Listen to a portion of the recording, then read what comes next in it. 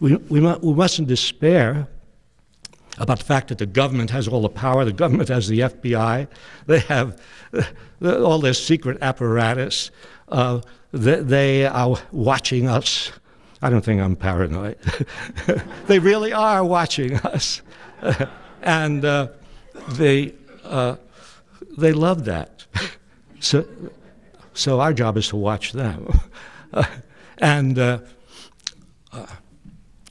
we have to understand that despite all the trappings of government which indicate that they are all powerful, they have the military, they have the money, they have the security apparatus and so on, fact is, historically, and here's where history comes in handy, freedom of speech. Freedom of speech means, the president can speak to 30 million people. I can speak to a few hundred. It's a free country.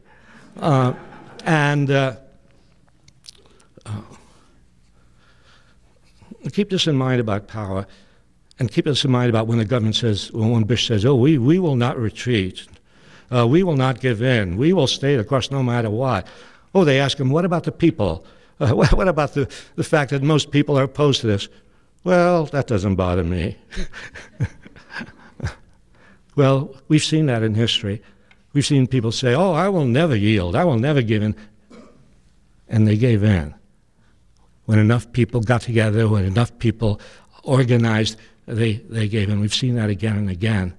I remember George Wallace getting up before a crowd of his Southern supporters and saying, segregation now, segregation tomorrow, segregation forever, and wild applause. 2 years later, the segregation signs were down in the South, and Wallace was campaigning in the black neighborhoods for support in his presidential race. Things change. Things change. It's up to us to move that change along. It's up to us to bring democracy alive. Thank you.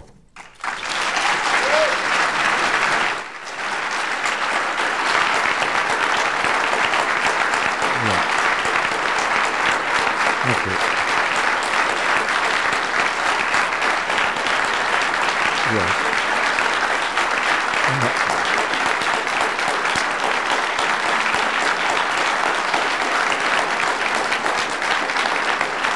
Thank you.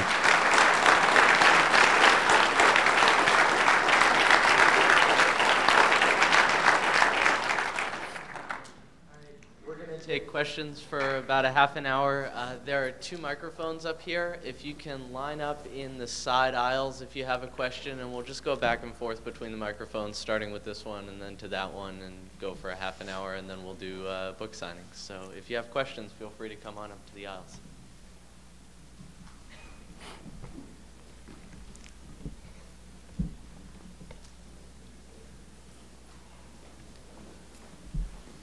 Am I starting? Go ahead. Okay. Yeah, as you know, I came from Mansfield, Ohio, just to ask you this question, so I'm going to try to make it good. And I took off the Yankees hat, so.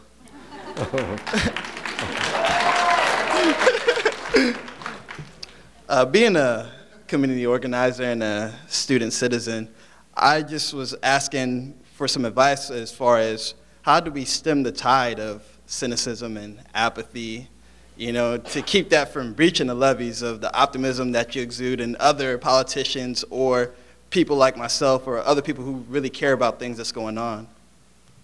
Yeah.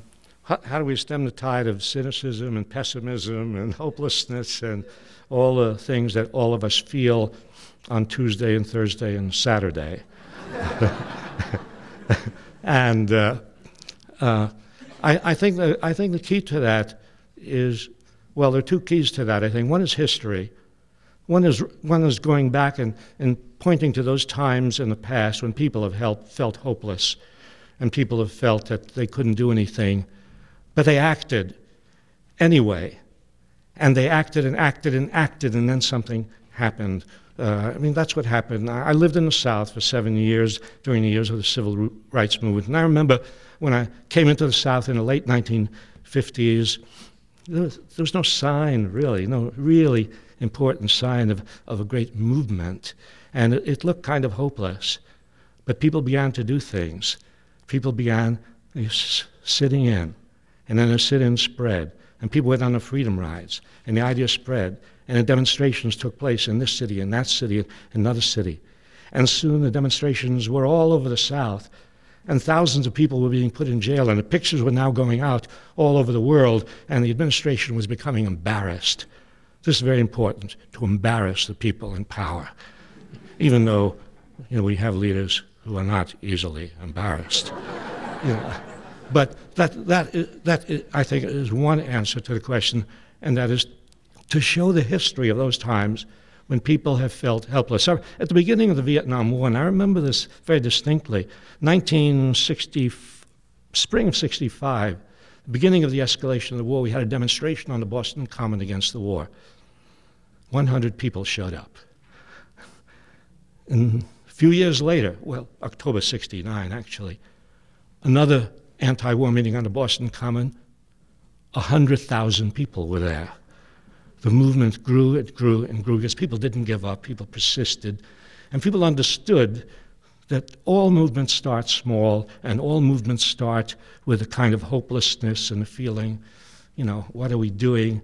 But if people persist and persist and persist, there's a chance that something may happen. The other thing, I said there were two, right? So I shouldn't forget the second. Very often this happens in class. You say, I will now tell you the 5 causes of the American Revolution. After number 3, the teacher falters. But I can remember 2. That's as high as I go. And my second point is to overcome cynicism and a feeling of helplessness, surround yourself with active people, people who are doing things. When people don't do anything, it's very easy to get hopeless. When people are acting, even if the action doesn't seem to bring anything immediate, but after all, there's something about resisting the authorities. There's something about speaking your mind, about being honest about what you're doing, even if you don't see any immediate results. There's something about that which is very satisfying and invigorating, and it invigorates other people too. Thank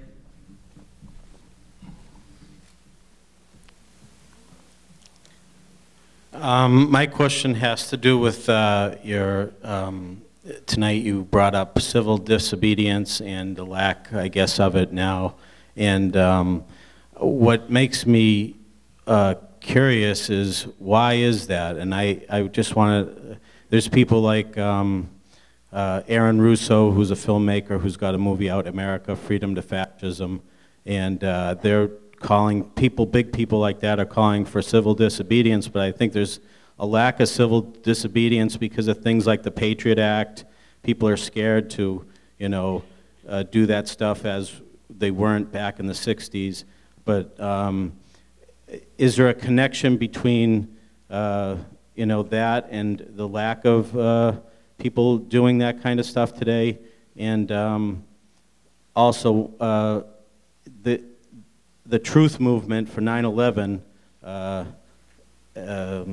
is there the Project for a New American Century? I'm sure you're familiar with that. And I'm wondering if they had a plan, and do you think there was this plan before 9/11 happened and a connection? Do you have any feelings on the 9/11 truth movement?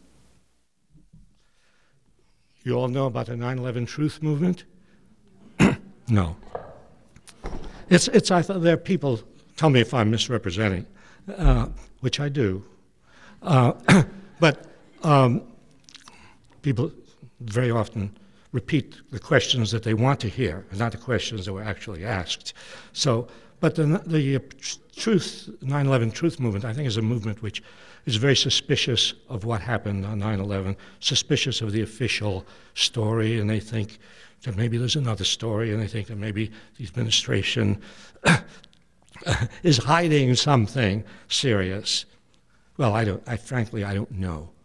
You know, I don't know those secrets. I swear I don't. You see.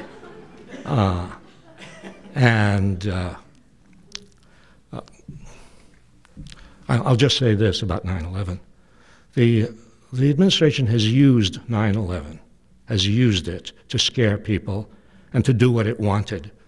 What it wanted was to move troops into the Middle East where the oil is. It wanted to set up military bases in the Middle East, and it used 9/11 as a wonderful opportunity. It wasn't going to do anything about terrorism. It's very obvious now to simply follow the events of 9/11 by bombing Afghanistan did not reduce terrorism. In fact, it increased the possibility of terrorism. We have, by our actions in the Middle East,